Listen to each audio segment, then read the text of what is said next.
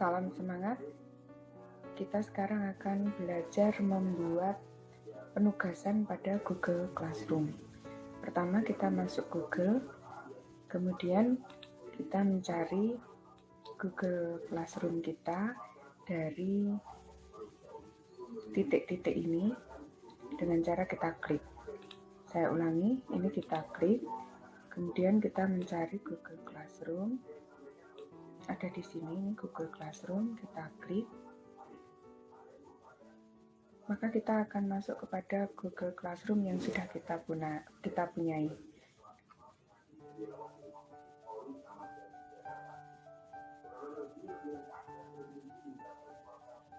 Lalu kita pilih salah satu dari kelas yang akan kita beri tugas.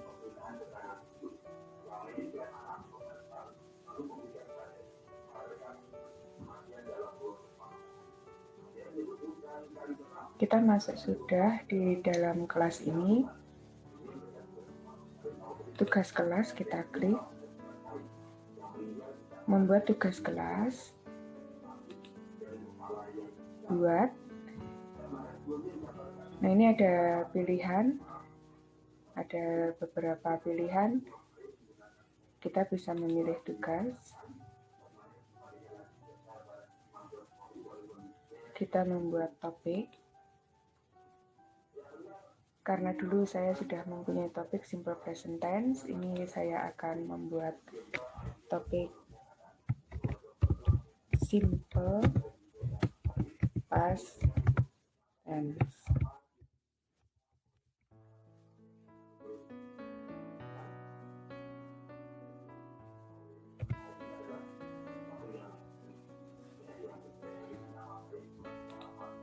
Lalu kita masukkan judul Introduction to Simple Past Tense. Judul bisa kita masukkan, terserah, ini topik, ini judul, kemudian petunjuk. Misalnya kita memberi petunjuk, silakan mengamati dan membuat catatan dari YouTube kita kali ini.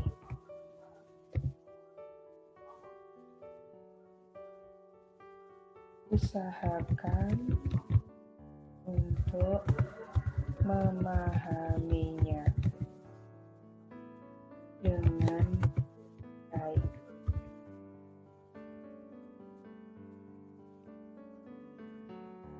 Setelah itu, buatlah kalimat yang semacam itu sebanyak 5 kalimat.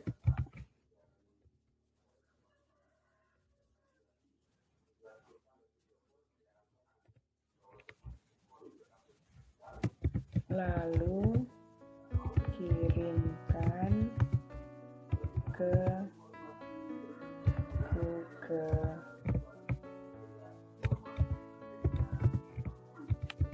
Classroom.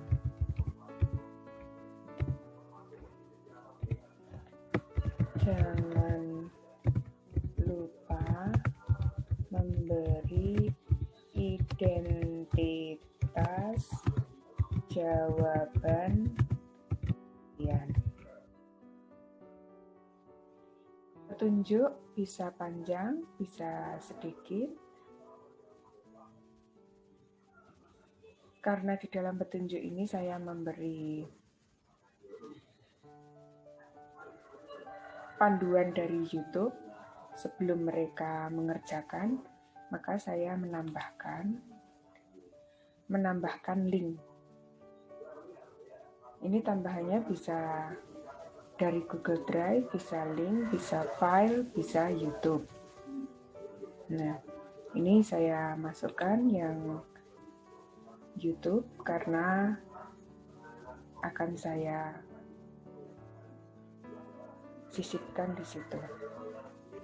Simple, kita mencari dengan mengeklik di browsernya Simple Past Tense. Kita cari.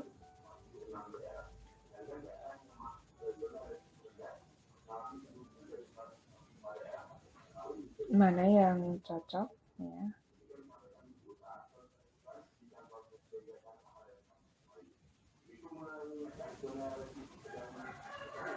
Saya memilih yang ini. Kemudian tambahkan. Nah, nanti anak bisa mengakses YouTube ini. Ya.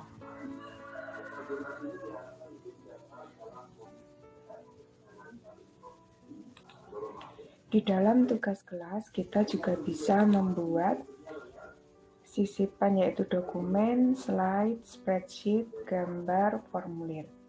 Jika dibutuhkan, nanti bisa kita tambahkan ini. Tapi kali ini saya membuat tugas yang sederhana, yaitu menonton YouTube dan memperhatikan isinya, kemudian membuat kalimat yang sesuai dengan apa yang sudah disampaikan di dalam YouTube. Nah, ini maksudnya ditugaskan kepada siapa. Ini bisa saja saya memilih untuk menambah ditugaskan di kelas lain juga yang sama-sama saya ajar. Sebelum ditugaskan, kita memikirkan dulu tentang apakah ini langsung kita tugaskan atau dijadwalkan, atau hanya disimpan sebagai draft. Mungkin kita belum tahu kapan akan ditugaskan, karena ini baru membuat rancangan, begitu. Baiklah, kita akan menjadwalkan. Misalnya kita jadwalkan pada tanggal 24 Februari. Jamnya juga bisa kita ganti.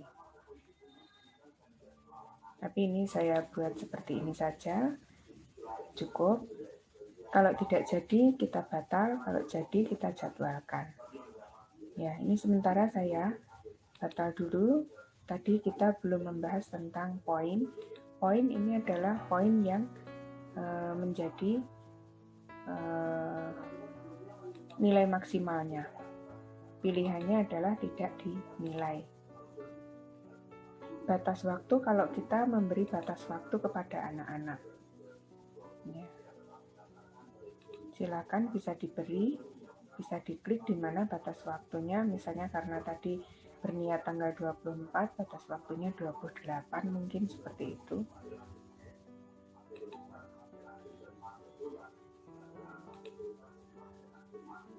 Ya, kita coba untuk kita jadwalkan tadi.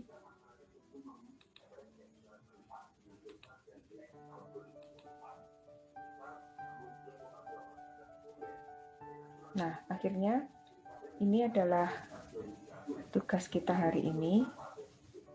Maaf, tugas yang kita buat hari ini, tapi dijadwalkan untuk tanggal 24 Februari.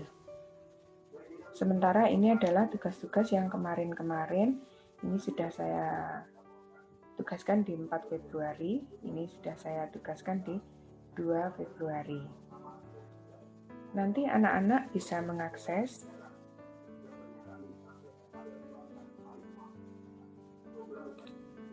tugas yang telah kita berikan. Kita bisa melihat bagaimana mereka telah mengerjakan tugasnya, misalnya tugas yang sudah saya berikan, bisa kita lihat seperti ini. Anak-anak sudah mendapatkan tugas. Ini yang sudah mendapatkan tugas, ini yang sudah saya nilai, ini yang sudah diserahkan tapi belum saya nilai. Baiklah, kita menonton di tugas yang sudah saya berikan. Nah, ini tugas yang sudah saya berikan kepada anak-anak. Ini sudah dilihat oleh anak-anak tugasnya. Kemudian ini yang sudah saya nilai. Jadi ada 4 anak ini yang sudah saya nilai tugasnya. Ini yang rajin-rajin dan langsung mengerjakan. Ini yang sudah diserahkan dan belum saya nilai. Ini tugasnya berbeda dengan yang tadi kita buat karena itu rancangan. Kalau ini yang sudah saya sampaikan kepada anak dan anak sudah mengerjakan. Gambarannya adalah seperti ini. Anak mengerjakan 2 halaman. Karena saya menugaskan banyak, jadi anak-anak menulisnya dalam 2 halaman. Kita bisa mengakses di sini. Kita bisa memberi nilai di kanan ini. Ini anak ini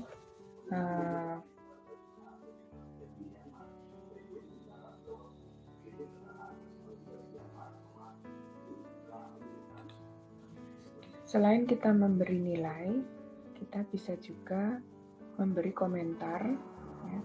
Semacam ini, setelah tadi saya teliti satu persatu, anak mengerjakan ini dengan kata-kata yang salah, yaitu kurang S, maka saya beri jawaban yang betul, yaitu memakai S-nya double. Baiklah, ini bisa kita tambahkan di sini, ya, misalnya bagian mana yang akan kita beri komentar, ya. Atau bisa juga kita memberi komentar menilai masing-masing nomor. Satu nomor ini kita beri nilai berapa, misalnya begitu. Setelah selesai kita menilai, kita bisa menambahkan komentar pribadi. Misalnya kita memberi komentar, maaf ini batal dulu ya, karena tadi sudah 2 yang saya beri komentar. Ini komentar pribadi, misalnya bagus atau good job. Nah, ini bisa kita posting. Ini kita kembalikan untuk dilihat oleh anak.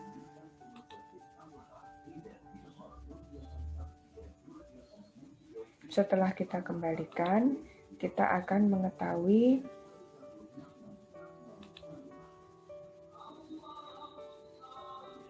tugas ini akan terserahkan. Setelah saya refresh, ya, kita bisa melihat yang tadi sudah saya serahkan itu 0 akhirnya.